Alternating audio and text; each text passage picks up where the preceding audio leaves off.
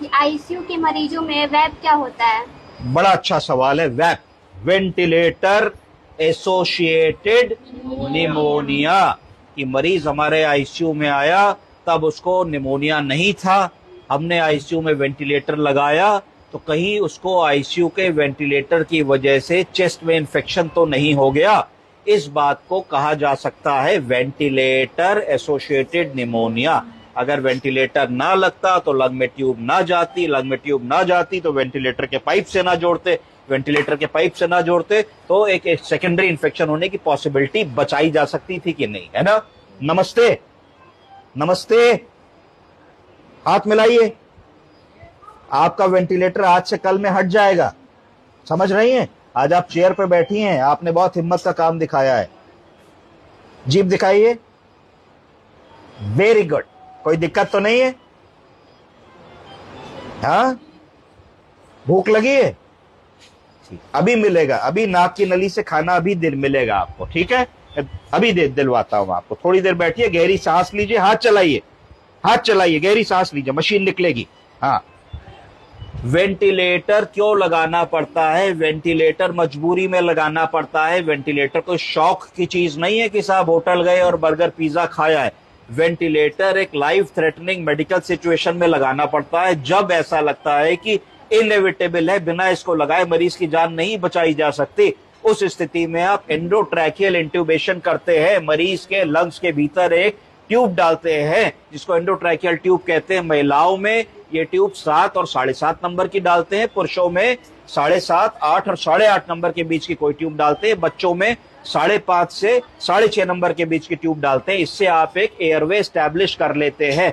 उसके बाद आपको क्या करना होता है? जब मरीज की स्पॉन्टेनियस ब्रीदिंग बिगड़ रही है, जब उसका रेस्पिरेशन ठीक नहीं है, जब वो अपने SpO2 को मेंटेन नहीं कर पा रहा है, जब उसकी कार्बन डाइऑक्साइड बढ़ रही है, तो मरीज एक ऐसी सिचुएशन में आ रहा है कि अगर आपने मिनटों के भीतर उसके रेस्पिरेशन को रिस्टोर नहीं किया तो उसको हाइपोक्सिक इंजरी होने लगेगी, उसके ब्रेन में ऑक्सीजन की कमी के कारण चेंजेस आने लगेंगे।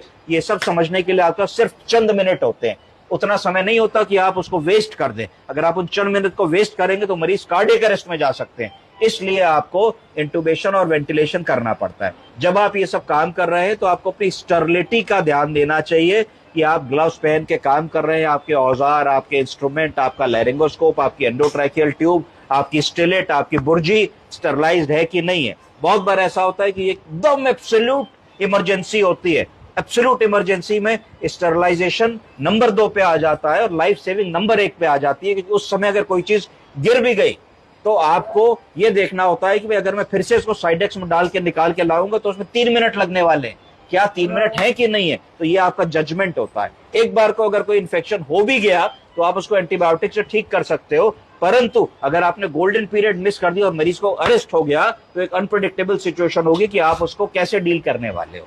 तो वेंटिलेटर एसोसिएटेड निमोनिया ना हो, इसके लिए हम लोगों को सबसे इंपॉर्टेंट जो ध्यान देना है कि सक्शन करते समय हर बार नए सक्शन कैथेटर का इस्तेमाल करें। एक गलत आदत हमारी होती है कि एक आदमी तो सक्शन करता है, दूसरा आदमी किडनी ट्रे में नॉर्मल सलाइन ले आता है या नल का पानी ले आता है, और एक बार सक्शन किया फिर उसमें सलाइन से उसको किया फिर किया, वो गलत है। एक बार आपने स्टेराइल सक्शन कैथेटर खोला तो आपके हाथ में स्टेरलाइज ग्लव्स होने चाहिए।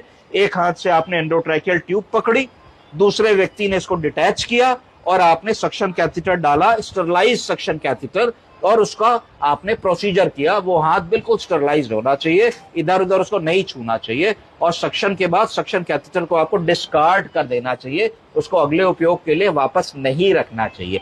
इतना अगर आप काम करेंगे तो आपको वेंटिलेटर एसोसिएटेड निमोनिया होने की संभावना कम होगी। प्लस आप वेंटिलेटर सर्किट के ऊपर फिल्टर्स लगा सकते हैं, कुछ फिल्टर्स आते हैं, उनको लगा देने से भी वेंटिलेटर एसोसिएटेड निमोनिया की पॉसिबिलिटी कम हो जाएगी। तीसरा, हम लोग हर तीसरे चौथे दिन वेंटिलेटर के सर्किट को चेंज कर सकते हैं, हर रोज उन फिल्टर्स को चेंज कर सकते हैं, और पीरियोडिकली अपने जो बलगम या सीक्रेशंस निकल रहे हैं ईटी ट्यूब से उनको कल्चर के लिए भेज सकते हैं, जिससे कि अगर कोई इन्फेक्शन होने भी वाला है तो अर्ली स्टेज में हमको पता लग जाए कि जो सीक्रेशंस आ रहे हैं, जो स्पूटम आ रहा है, वो प्रूलेंट पस कंटेनिंग तो नहीं है, उसमें कोई बैक्टीरिया तो नहीं पनपने लगा है। अगर कोई बैक्टीरिया पनपने लगा है तो जिससे पहले वो नुकसान करे, अगर हमको पता लग जाएगा तो हम उसकी सेंसिटिव एंटीबायोटिक को चला के उसको ओवरपावर कर देंगे और अपने मरीज को सेव कर ले जाएंगे। पीरियोडिक चेस्ट एक्सरे करा सकते हैं देखने के लिए कि अगर कोई इन्फेक्शन होगा, वेंटिलेटर एसोसिएटेड निमोनिया होगा तो लंग में पैच आने लगेगा, एबीजी में चेंजेस आने लगेंगे। मरीज को जब टीपी स्ट्राइल देंगे तो टीपी स्ट्राइल टॉलरेट नहीं करेंगे, मरीज का रेस्पिरेटरी रेट बढ़ने लगेगा। अगर वेंटिलेटर एसोसिएटेड निमोनिया हो रहा होगा तो ऑक्सीजन की जरूरत जितनी पड़ रही है मरीज का SpO2 मेंटेन करने के लिए वो बढ़ने लगेगी। तो ये सारी चीजें हम लोगों को देखनी है। जैसे ही हम सारी ये चीजें देखेंगे तो हमारे मरीज में ये वेंटिलेटर एसोसिएटेड निमोनिया होने वाला है कि नहीं अर्ली स्टेज में पता लग जाएगा और उससे बचा जा सकता है। समझ गई आप? आईसीयू के मरीजों में वैब क्या होता है? बड़ा अच्छा सवाल है। वैप, वेंटिलेटर एसोसिएटेड निमोनिया। कि मरीज हमारे आईसीयू में आया तब उसको निमोनिया नहीं था, हमने आईसीयू में वेंटिलेटर लगाया तो कहीं उसको आईसीयू के वेंटिलेटर की वजह से चेस्ट में इंफेक्शन तो नहीं हो गया। इस बात को कहा जा सकता है वेंटिलेटर एसोसिएटेड निमोनिया। अगर वेंटिलेटर ना लगता तो लंग में ट्यूब ना जाती, लंग में ट्यूब ना जाती तो वेंटिलेटर के पाइप से ना जोड़ते, वेंटिलेटर के पाइप से ना जोड़ते तो एक सेकेंडरी इंफेक्शन होने की पॉसिबिलिटी बचाई जा सकती थी कि नहीं, है ना? नमस्ते, नमस्ते, हाथ मिलाइए। आपका वेंटिलेटर आज से कल में हट जाएगा, समझ रही हैं? आज आप चेयर पर बैठी हैं, आपने बहुत हिम्मत का काम दिखाया है। जीभ दिखाइए। Very good. कोई दिक्कत तो नहीं है? हाँ, भूख लगी है? अभी मिलेगा, अभी नाक की नली से खाना अभी मिलेगा आपको, ठीक है? अभी दिलवाता हूं आपको। थोड़ी देर बैठिए, गहरी सांस लीजिए, हाथ चलाइए, हाथ चलाइए, गहरी सांस लीजिए, मशीन निकलेगी। हाँ, वेंटिलेटर क्यों लगाना पड़ता है? वेंटिलेटर मजबूरी में लगाना पड़ता है। वेंटिलेटर कोई शौक की चीज नहीं है कि साहब होटल गए और बर्गर पिज्जा खाया है। वेंटिलेटर एक लाइफ थ्रेटनिंग मेडिकल सिचुएशन में लगाना पड़ता है जब ऐसा लगता है कि इनएविटेबल है, बिना इसको लगाए मरीज की जान नहीं बचाई जा सकती। उस स्थिति में आप एंडोट्रैकियल इंट्यूबेशन करते हैं, मरीज के लंग्स के भीतर एक ट्यूब डालते हैं जिसको एंडोट्रैकियल ट्यूब कहते हैं। महिलाओं में ये ट्यूब 7 और 7.5 नंबर की डालते हैं, पुरुषों में 7.5, 8 और 8.5 नंबर के बीच की कोई ट्यूब डालते हैं, बच्चों में 5.5 से 6.5 नंबर के बीच की ट्यूब डालते हैं। इससे आप एक एयरवे स्टैब्लिश कर लेते हैं।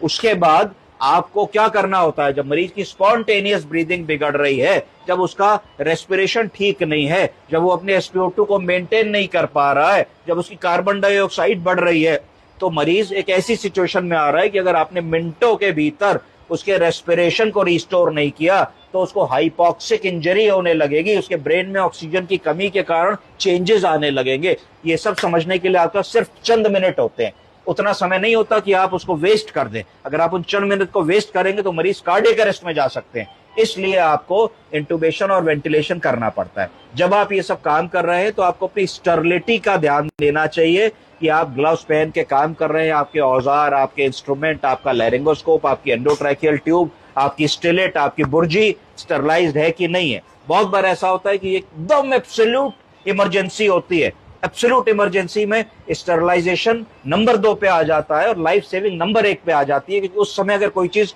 गिर भी गई तो आपको ये देखना होता है कि भाई अगर मैं फिर से इसको साइडेक्स में डाल के निकाल के लाऊंगा तो उसमें 3 मिनट लगने वाले हैं, क्या 3 मिनट है कि नहीं है? तो ये आपका जजमेंट होता है। एक बार को अगर कोई इन्फेक्शन हो भी गया तो आप उसको एंटीबायोटिक से ठीक कर सकते हो, परंतु अगर आपने गोल्डन पीरियड मिस कर दिया और मरीज को अरेस्ट हो गया तो एक अनप्रेडिक्टेबल सिचुएशन होगी कि आप उसको कैसे डील करने वाले हो। तो वेंटिलेटर एसोसिएटेड निमोनिया ना हो, इसके लिए हम लोगों को सबसे इंपॉर्टेंट जो ध्यान देना है कि सक्शन करते समय हर बार नए सक्शन कैथेटर का इस्तेमाल करें। एक गलत आदत हमारी होती है कि एक आदमी तो सक्शन करता है, दूसरा आदमी किडनी ट्रे में नॉर्मल सलाइन ले आता है या नल का पानी ले आता है, और एक बार सक्शन किया फिर उसमें सलाइन से उसको किया फिर किया, वो गलत है। एक बार आपने स्टेराइल सक्शन कैथेटर खोला तो आपके हाथ में स्टेरलाइज ग्लव्स होने चाहिए। एक हाथ से आपने एंडोट्रैकियल ट्यूब पकड़ी, दूसरे व्यक्ति ने इसको डिटैच किया और आपने सक्शन कैथेटर डाला, स्टरलाइज सक्शन कैथेटर, और उसका आपने प्रोसीजर किया। वो हाथ बिल्कुल स्टरलाइज्ड होना चाहिए, इधर उधर उसको नहीं छूना चाहिए, और सक्शन के बाद सक्शन कैथेटर को आपको डिस्कार्ड कर देना चाहिए, उसको अगले उपयोग के लिए वापस नहीं रखना चाहिए। इतना अगर आप काम करेंगे तो आपको वेंटिलेटर एसोसिएटेड निमोनिया होने की संभावना कम होगी। प्लस आप वेंटिलेटर सर्किट के ऊपर फिल्टर्स लगा सकते हैं, कुछ फिल्टर्स आते हैं, उनको लगा देने से भी वेंटिलेटर एसोसिएटेड निमोनिया की पॉसिबिलिटी कम हो जाएगी। तीसरा, हम लोग हर तीसरे चौथे दिन वेंटिलेटर के सर्किट को चेंज कर सकते हैं, हर रोज उन फिल्टर्स को चेंज कर सकते हैं, और पीरियोडिकली अपने जो बलगम या सीक्रेशंस निकल रहे हैं ईटी ट्यूब से, उनको कल्चर के लिए भेज सकते हैं, जिससे कि अगर कोई इन्फेक्शन होने भी वाला है तो अर्ली स्टेज में हमको पता लग जाए कि जो सीक्रेशंस आ रहे हैं, जो स्पूटम आ रहा है, वो प्रूलेंट पस कंटेनिंग तो नहीं है, उसमें कोई बैक्टीरिया तो नहीं पनपने लगा है। अगर कोई बैक्टीरिया पनपने लगा है तो जिससे पहले वो नुकसान करे, अगर हमको पता लग जाएगा तो हम उसकी सेंसिटिव एंटीबायोटिक को चला के उसको ओवरपावर कर देंगे और अपने मरीज को सेव कर ले जाएंगे। पीरियोडिक चेस्ट एक्सरे करा सकते हैं देखने के लिए कि अगर कोई इन्फेक्शन होगा, वेंटिलेटर एसोसिएटेड निमोनिया होगा, तो लंग में पैच आने लगेगा, एबीजी में चेंजेस आने लगेंगे। मरीज को जब टीपी स्ट्राइल देंगे तो टीपी स्ट्राइल टॉलरेट नहीं करेंगे, मरीज का रेस्पिरेटरी रेट बढ़ने लगेगा। अगर वेंटिलेटर एसोसिएटेड निमोनिया हो रहा होगा तो ऑक्सीजन की जरूरत जितनी पड़ रही है मरीज का SpO2 मेंटेन करने के लिए, वो बढ़ने लगेगी। तो ये सारी चीजें हम लोगों को देखनी है। जैसे ही हम सारी ये चीजें देखेंगे तो हमारे मरीज में ये वेंटिलेटर एसोसिएटेड निमोनिया होने वाला है कि नहीं अर्ली स्टेज में पता लग जाएगा और उससे बचा जा सकता है। समझ गई आप? Yes, sir.